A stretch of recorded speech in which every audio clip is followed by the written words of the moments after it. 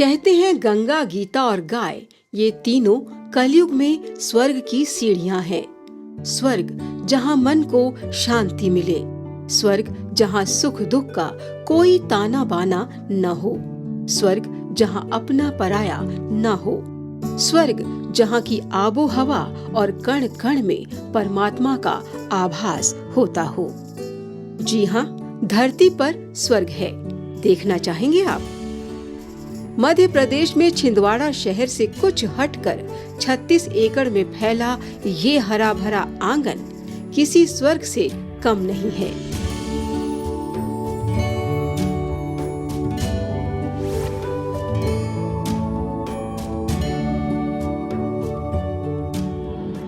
यहाँ सैकड़ों गायों का परिवार अमन चैन की जिंदगी जी रहा है।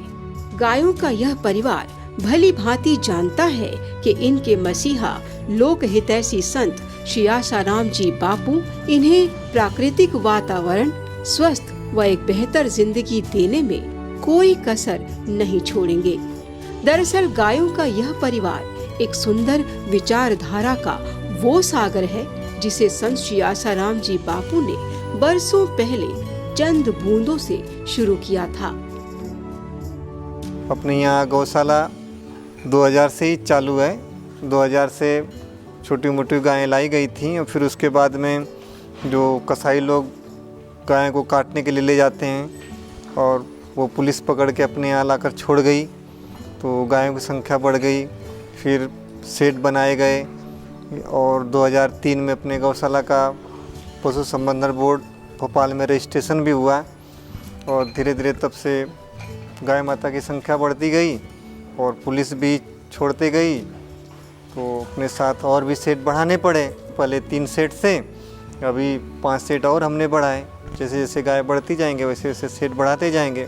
गुजरात से उच्चम क्वालिटी के हमने सांड लाए और सुधार होते होते और अभी काफ़ी गिर के परसेंटेज बढ़े हैं, दूध भी बढ़ा है।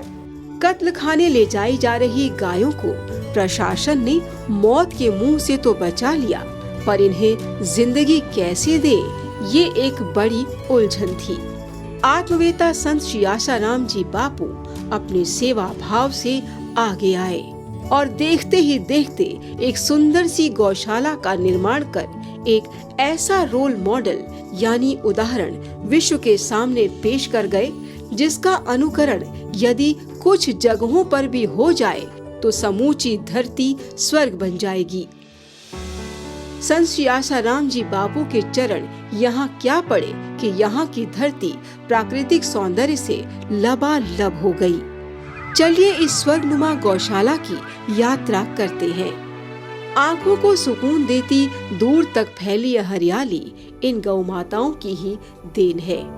ये वही गाय हैं जिन्हें कत्ल खाने ले जाकर हलाल किया जाने वाला था कि तभी बापूजी बीच में आ गए और फिर क्या, गायों को मिली एक सुंदर जिंदगी और कत्ल खानों को मिले ताले। जर्जर हालत में पहुंची गाय जो ठीक से खड़ी भी नहीं हो पाती थी, आज यहाँ जी भर के चहलकदमी करती रहती हैं, क्योंकि बापूजी ने अपने सेवाधारों को, इन गौ माताओं को स्वस्थ, प्रसन्न व तृप्त रखने का जिम्मा सौंपा हुआ है। गायों की सेवा में गौशाला में 3 भाई समर्पित हैं, बाकी 8-10 लेबरों की व्यवस्था की गई है। गायों को खिलाना, गोबर उठाना, दूध की व्यवस्था, इसमें तो 8 लेबर हैं, परंतु हरा चारा खेत में काटना, ट्रॉली में भरना, उसको कुट्टी करना, उसके लिए तो अलग से महिलाएं भी हैं, पुरुष भी हैं, वो भी लगभग 15-16 तो वो हो जाते हैं। इस प्रकार गांव के आसपास लोगों को लगभग 20 लोगों को रोजगार अपने गौशाला के द्वारा मिलता है। कुछ 100 गायों से शुरू हुआ गायों का यह आशियाना आज एक बसा हुआ संसार बन चुका है। इन गौ माताओं के नन्हे नन्हे बच्चे अपनी नटखट अदाओं से मन मोह लेते हैं। जब देखो तब इनकी मनमानी, जब जी चाहा कूद फान कर ली, जब मन आया खा पी लिया।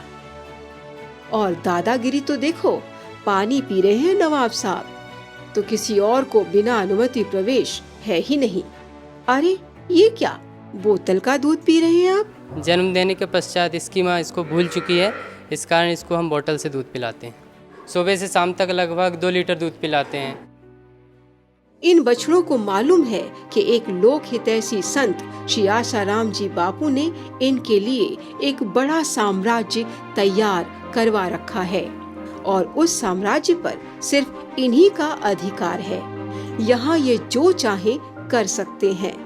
मन भाए तो अपनी माताओं का दूध पी सकते हैं, मन में आए तो हरे हरे खेतों का स्वाद आजमा सकते हैं। इन्हें कोई रोक टोक नहीं है, ना कोई नियम ना कोई कानून, बस फुल टोन मस्ती। दरअसल संत श्री आसाराम जी बापू गौशाला में सैकड़ों गौ माताएं रह रही हैं। धूप, शीत, गर्मी, बारिश, इन सब से इनकी रक्षा हो, उसके लिए यहाँ शेड की व्यवस्था की गई है। गाय के मूत्र से कीचड़ न हो जाए, इसके लिए जमीन पर पक्का फर्श बना दिया गया है और इस फर्श से कहीं इन गौ माताओं को चोट न लग जाए, उसके लिए यहाँ काओ मैट की व्यवस्था की गई है। पक्की फर्श बनाने से फिर गायों को दिक्कत होने लगी बैठने में, उनका इतना भारी भरकम शरीर होता है, पक्के फर्श पर बैठेंगी तो उनके थन में चोट आने की संभावना और घुटने में भी घायल होने की संभावना को देखते हुए उनके पैरों में आप नीचे देखें तो काऊ मैट बिछाई हुई है, जिससे ये तनाव में ना आए। जब भी पशु तनाव में नहीं आता है तो एक अच्छा उत्पादन दूध का वह देता है। इनकी साफ सफाई का पूरा ध्यान रखा जाता है।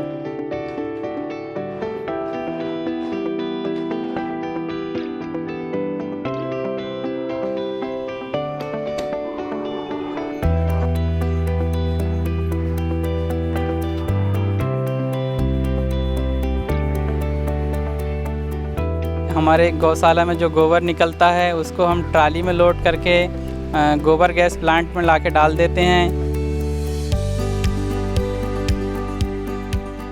इनका गोबर इकट्ठा करवाया जाता है, जिसे गोबर गैस प्लांट में ईंधन के लिए प्रयोग में लाया जाता है। तो उसमें से हमको लगभग 10 टंकी भरी जा सके इतनी गैस निकलती है दिन भर में, और उसका हम यूज गायों की दलिया बनाने में करते हैं और साथ में हमारा भोजन बनाने में भी यूज करते हैं। इन गायों के मूत्र को इकट्ठा करके गोझरण अर्क बनाया जाता है, जो लोगों को कई बीमारियों से बचाता है। इतना ही नहीं, यहाँ गोबर से गमले भी तैयार किए जाते हैं, जो पौधों और प्रकृति दोनों के लिए लाभदायक होते हैं। वो गमले छोटे छोटे पौधे उगा करके, गमले सहित ही तुलसी हो गया, पेड़ का भी छोटा सा पौधा वो गमले में उगा करके बिक्री होती है और उससे लोग गमले सहित लगा देते हैं, तो वो गोबर सड़ के खाद भी बन जाता है। और पन्नी में पौधे उगाकर बेचते हैं, फिर पन्नी को तोड़कर लगाने वाले फेंक देते हैं, वो प्रदूषण फैलाता है, वो प्रदूषण से भी रक्षा होती है। कुछ लोग गमले भी खरीद के ले जाते हैं अपने घर में पौधे आदि उगाने के लिए। संत श्री आसाराम जी बापू ने अपने शिष्यों को एक बात अच्छे से समझाई है कि कोई भी चीज बर्बाद नहीं होनी चाहिए। बापूजी के शिष्यों ने यहाँ हर वस्तु का 100% प्रयोग कर न केवल उसकी उपयोगिता बढ़ाई है, बल्कि एक अन्वेषण भी दुनिया के सामने रखा कि जमीन की उपजाऊ शक्ति बढ़ानी हो तो गोबर गैस में से बच जाने वाला तरल पदार्थ यानी स्लरी का उपयोग रासायनिक खादों से कहीं ज्यादा लाभदायक होता है। बायोगैस संयंत्र से जो गोबर गैस बन करके उसका तो दलिया आदि पकाने में, भोजन पकाने में उपयोग हो जाता है। उसके बाद गोबर पचने के बाद जो सेलरी बचती है, उस सेलरी का सीधे हम पंप के द्वारा खेत में खड़ी फसलों में पिला देते हैं, क्योंकि फसलों को इसका जो तरल रूप है, फसल तो तरल रूप में ही उपयोग करते हैं, तो तरल रूप में सीधे उनको पौधों को मिल जाता है, तो तुरंत पौधे का विकास देखने में मिलता है। और एक ही बार में कैसी भी भूमि, जो पड़त भूमि थी, बंजर भूमि थी, उसमें पैदावार हो रही है। गायों की घास है, मक्का है, गेहूँ भी है, सब प्रकार की अच्छी फसलें इसमें हो रही हैं। जो नज़दीक है ये गोबर गैस प्लांट से, जहाँ तक हमारी ये ओपन पाइपलाइन चली जाती है, वहाँ तक तो हम पाइपलाइन से पिला देते हैं। और पाइपलाइन से दूर जैसे आश्रम ले जाना है तो वहाँ हम इस टैंकर में भर करके ले जा करके सब्जी भाजी है या अन्य खेती पेड़ पौधों में पिलाते हैं, तो वहाँ हमको अच्छा फ़ायदा दिखने को मिलता है। पिलाने के साथ साथ दूसरे तीसरे दिन से एक पौधों में एक अलग से ग्रोथ दिखने लगती है। बरसों से बंजर पड़ी इस पथरीली भूमि को आज हरा भरा बापूजी की प्रेरणा, आश्रम वासियों की कर्मठता और गौ माताओं के आशीर्वाद ने बनाया है। यहाँ पर उगाए जाने वाले अनाज, फल व सब्जियों की गुणवत्ता बाजार की अपेक्षा काफी उत्तम होती है। तभी तो अप्रतिम गुणवत्ता वाली फल सब्जियाँ लेने लोग दूर दूर से यहाँ आते हैं। और इस सैलरी से जो आश्रम में सब्जी भाजी बोई जाती है और उसका जो सब्जी भाजी का उत्पादन होता है, तो दूर 50 दुकान सब्जी भाजी की छोड़ करके सब्जी भाजी लेने वाले ग्राहक लोग आते हैं और उसको खाने में खुद ही वो बयान करते हैं कि इसका आश्रम की सब्जी खाने से अलग टेस्ट, और घर में रखते हैं तो ज़्यादा दिन तक उनके घर में टिकाऊ रहती है, जल्दी ख़राब भी नहीं होती है। 100% पूरी गाय के गोबर से जो सैलरी निकलती है, ये केचुआ खाद इन्हीं का उपयोग करके, केवल सब्जी भाजी की बात नहीं है, गायों के लिए चारा, बरसीम है, ज्वार है, नेपियर है, सब में 100% गोबर और ये सैलरी और केचुआ खाद का ही उपयोग होता है। इन गौ माताओं के उत्तम स्वास्थ्य के लिए यहाँ एक दवा खाना भी है, जहाँ सारी जरूरी दवाइयाँ उपलब्ध हैं।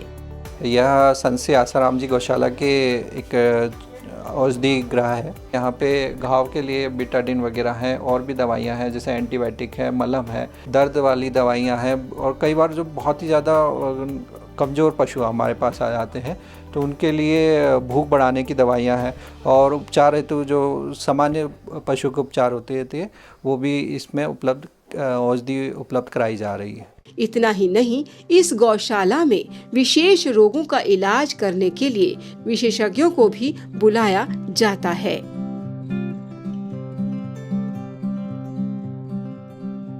छोटा मोटा इलाज तो अपन खुद कर लेते हैं, और कोई अपने से नहीं समझ में आता है तो डॉक्टर साहब आते रहते हैं, विजिट करते रहते हैं, और वो इलाज में सरकारी विभाग के द्वारा कोई हमको दिक्कत नहीं आती है। कई बार हमारे पास पुलिस के द्वारा पकड़े हुए जानवर आते हैं जिसमें जो है कमज़ोर गाय होती है, कमज़ोर गौवंश होते हैं जो खड़े नहीं हो पाते हैं और चोटिल होते हैं। तो ऐसी गायों को सहारा देने के लिए हमें इन मशीनों का सहारा लेना पड़ता है। इससे एक यह फ़ायदा है कि जो निःशक्त गायें जो खड़ी नहीं हो पा रही है उनको एक सहारा मिल जाता है, और जो खून का बहाव है वो पूरे शरीर में बराबर मात्रा में होते रहता है। इससे शरीर जो है गौवंश का ख़राब नहीं होता, उनमें कीड़े नहीं पड़ते, एक तरफ बैठने से चोटिल नहीं होती, और उसके सुधरने के जो आगे बीमारी से लड़ने की शक्ति बढ़ जाती है। ये सेवादारी भाई इन गायों का ठीक वैसे ही ख्याल रखते हैं जैसे अपने परिवारजन का रखा जाता है। कभी कभी गाय का खुर बढ़ जाता है, जिसकी वजह से गाय को चलने फिरने में तकलीफ होने लगती है। उसके लिए यहाँ उपकरणों की व्यवस्था की गई है ताकि इनके खुरों को काट छांट कर ठीक किया जा सके और गाय आसानी से चल फिर सके। यहाँ गायों की एक निश्चित दिनचर्या बनाई गई है। भोर होते ही इनमें से कुछ गाय दूध देती हैं। ग्वाले बड़े आराम से दूध निकालते हैं।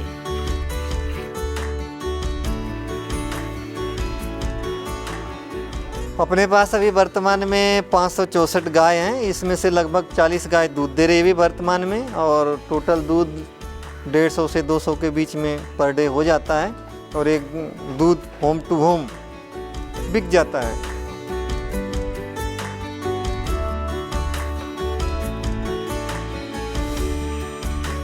हमारी गाय के दूध की डिमांड भी अच्छी है, गाय की दूध की क्वालिटी अच्छी है, तो बाहर के लोग जिसने एक बार हमारी गाय का दूध पी लिया तो उसको बाहर का दूध पसंद नहीं आता है। फिर ये गाय खुली हवा में जहाँ तहाँ चहलकदमी करने के लिए निकल पड़ती हैं।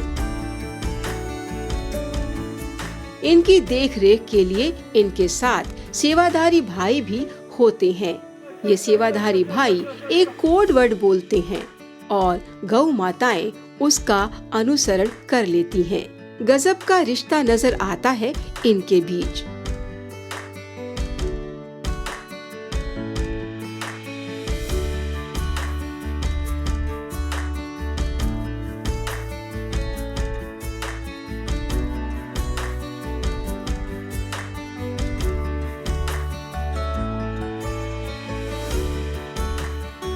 इसी दौरान इनके उठने बैठने की जगह को धो पोंछ कर साफ कर दिया जाता है।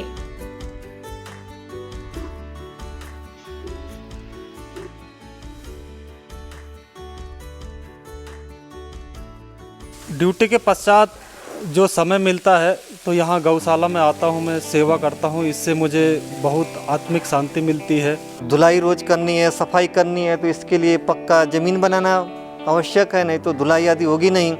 अब कच्ची मिट्टी हो तो गाय इतना गोबर गौमूत्र करेगी, उसकी सफाई आदि में कितनी सारी समस्याएं उत्पन्न होगी। आप देखेंगे इधर सेट की धुलाई होती है तो ये गोबर गौमूत्र धुलाई होकर के अलग से एक टैंक में जाता है। उस टैंक से गौमूत्र बच जाता है तो फिर पंप के द्वारा उसको हम सीधे खेत में पिला देते हैं, कहीं फालतू नुकसान नहीं जाता है।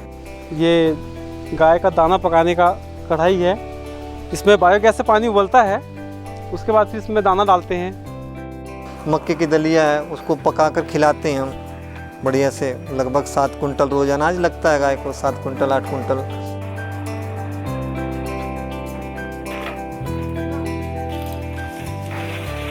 अभी हमने 1 कुंटल मक्के का दलिया डाला, फिर उसमें 10 किलो नमक और 10 किलो गुड़ डाला। इन गौ माताओं के लिए एक खास तरह का दलिया भी बनाया जाता है जो कि बड़ा ही पौष्टिक होता है। बड़े पैमाने पर इनका स्वादिष्ट भोजन आश्रमवासी भाई ही तैयार करते हैं। इस खास दलिये में इनकी रुचि की व्यंजन सामग्री मिलाई जाती है और फिर परोसा जाता है इनका खास भोजन। फिर उसके बाद गोहान में हम भूसा डालेंगे, फिर उसके बाद दाना डालेंगे, गोहान को भर देंगे, फिर गायें आएंगी वहाँ पे खाएंगी। दिन भर आश्रमवासी भाई इन गौ माताओं के भोजन व इनके सही रख रखाव में लगे रहते हैं।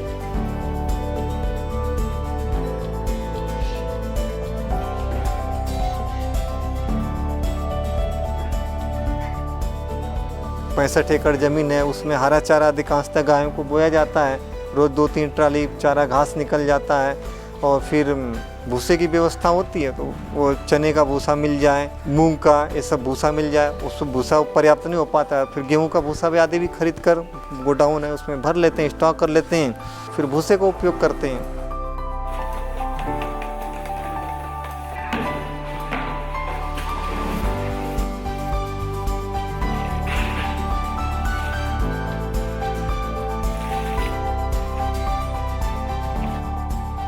हम लोग गाय को यहाँ पर भूसा देते हैं, हरा चारा देते हैं, खली देते हैं, गेहूँ मक्का ये सब चीज़ खिलाते हैं। इन सेवाधारी भाइयों की दिनचर्या इन गौ माताओं की दिनचर्या के आसपास ही घूमती रहती है।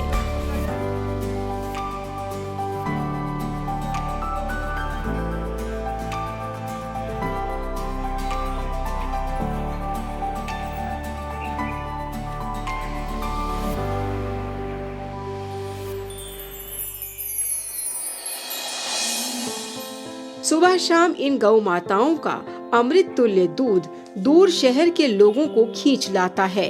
लोग दूर दूर से आते हैं यहाँ गाय का दूध लेने। लगभग 4 से 5 सालों से हम यहाँ के दूध का इस्तेमाल करते हैं। मेरा ओवरवेट होने की वजह से एक टाइम पे मेरे घुटनों में बहुत ज़्यादा दर्द हो गया था, तो मैं जब मार्केट का दूध का उपयोग करती थी तो मुझे कुछ डिफरेंस नहीं दिखता था। लेकिन ये मेरा अनुभव है कि यहाँ का दूध अगर मैं 2 से 3 दिन लगातार पीती हूँ तो मुझे उस दर्द में काफ़ी राहत भी मिलती है और काफ़ी एनर्जेटिक भी फील होता है। लगभग 10 साल से दूध ले रहा हूँ। विगत 8 वर्षों से दूध ले रहा हूँ। देसी गाय का दूध है, सात्विक दूध है, इसे A2 मिल्क भी कहते हैं। ऐसे दूध जो है मार्केट में कहीं भी प्राप्त नहीं हो पा रहा। मैंने बहुत कोशिश किया और देसी गाय का दूध शायद जिसको भी मिल जाए वो तो मान के चलो कि एक नसीब वाला है, क्योंकि काफ़ी शुद्ध दूध रहता है, कोई मिलावट नहीं रहती है। पैसे तो सभी जगह देना है, मगर जो विश्वसनीयता और शुद्धता आश्रम के दुग्ध में मिलती वो मार्केट में नहीं मिल पाएगी।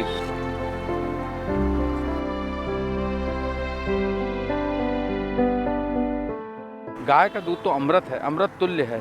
और दूध नहीं है तो अमृत है, अमृत लेने आता हूँ। बाजार की अपेक्षा बहुत ही बढ़िया दूध है। सिटी के बीच में यहाँ पे अवेलेबल होना हमारे लिए सौभाग्य की बात है। ग्वाले भी दूध वितरण करने के लिए मोटरसाइकिल से शहर की तरफ जाते हैं।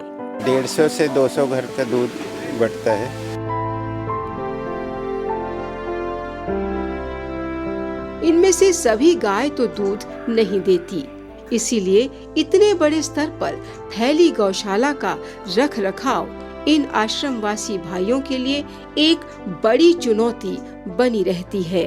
पूरा खर्चा गायों का दूध की बिक्री से तो हो नहीं पाता है, तो जो कृषि गेहूँ, मूंग, चना, मटर जो होते हैं उनकी भी बिक्री होती है। जैविक उत्पाद और सब्जी भाजी भी जो बिक्री होती है उनके भी इनकम से गायों का रख रखाव हो जाता है। इस विशाल गौशाला में बिजली सुचारू रूप से मिल सके, इसके लिए आश्रम के इन भाइयों ने यहाँ बड़े पैमाने पर बिजली उत्पादन हो सके, इसलिए ये सोलर प्लांट लगाया है।